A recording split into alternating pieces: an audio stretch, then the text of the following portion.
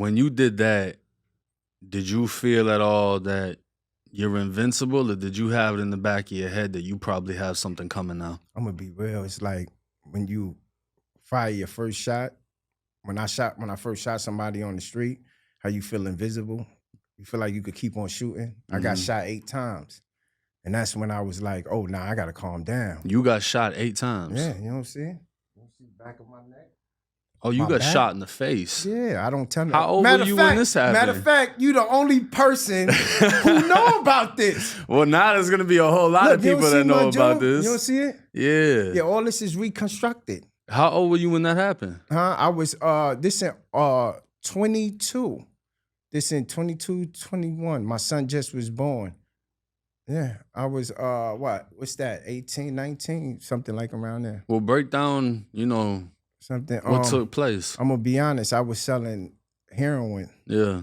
Some guys, we didn't want to like they team was tough too. So we met up somewhere and we was trying to tell them deal with us. But the person that they under don't want to deal with us, the person who's supplying them. Right. You know what I'm saying? But at the time we was cool.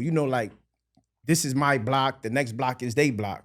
So, but we interfering in drugs. You know what I'm saying? Sometimes the dope fiends will go over there and we get mad. Right. They'll have a nice day. So we said, all right, let's all come together and let's talk about this.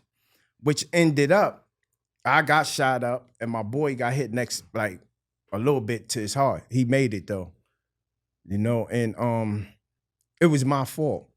It was my fault, and it also was another guy for. I don't want to say nothing about him or give him he was on something called what's that, dust? It's like bombing fluid. Yeah. He was on that. He started tripping. So we all in the car. He jumped out the car with no gun. Middle of the night. These guys is right there in front of their building, and they let off. So he spooked them, and then that's why they popped. He spooked them. Right. So while I'm trying to, because the car's getting shot up, I see my man get hit. He's out. So I'm trying to get out the car, and that's when they hit me. They caught me.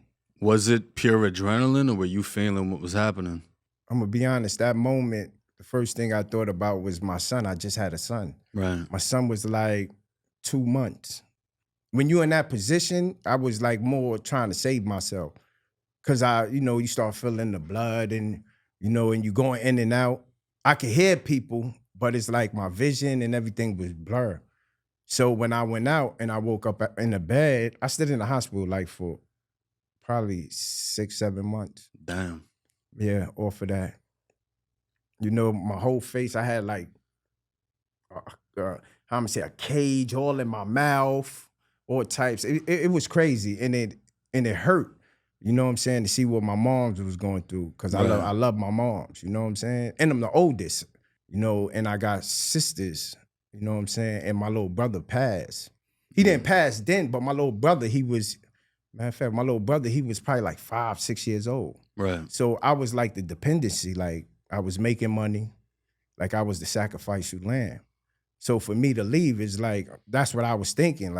If I leave, who gonna be there for my mom? Right, you were the strength at that time. Basically, you know what I'm saying? So, are you religious at all?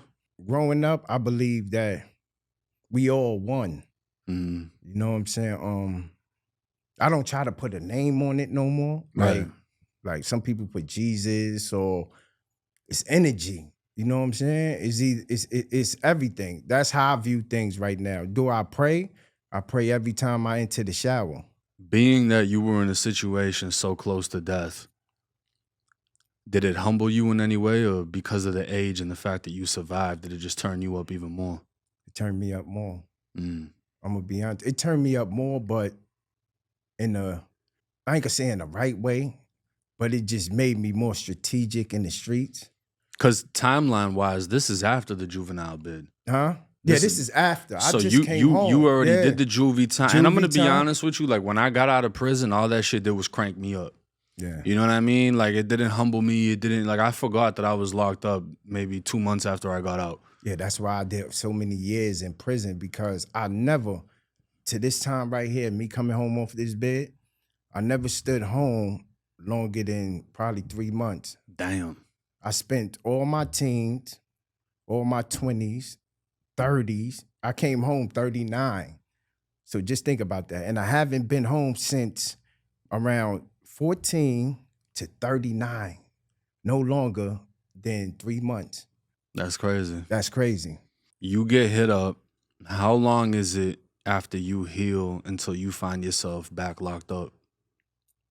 Back like probably like a couple of weeks because I went in I went to prison with they the ones who took it out. Really? Yeah, like so you like I went had to prison. Did braces. you have pending cases when you got hit? Huh? Did you? I was on the run. Okay. I'm gonna be honest. Anytime I was on the street, I was on the run. And then what? Getting shot? The Hey, police come to I'm on you, and now they parole. have you. I'm on parole. I Right. don't go to parole. I never was the type who come home and go see them. I'm not doing that. Well, I don't walk me through that because in the state of Florida, there's no parole unless you had a case from like the 80s. So Yeah. we never dealt with that. New York, you get parole. So how is it? So if you get like a 5-year sentence, you can get out early, but it's basically like probation. Yeah, now they started something called this bid that I got released, it was post-release, which is 5 years. And I was so fortunate I only did like 18 months because they said, I changed my location. I got a job, I'm working, I'm taking care of my family, I got a wife and everything. So now I'm home. They looking like, you made your transition is crazy. Yeah, they see the effort. Yeah. My parole officer, she said, we made a bet when you first came down here. That's crazy. Just by your history. You never still home that long. Yeah. And then you come here, so I realize sometimes you got to change your environment. I believe if I'd have went home and stood in Brooklyn, I'd have had 25 to life or I'd have been dead. That's a fact. I know that.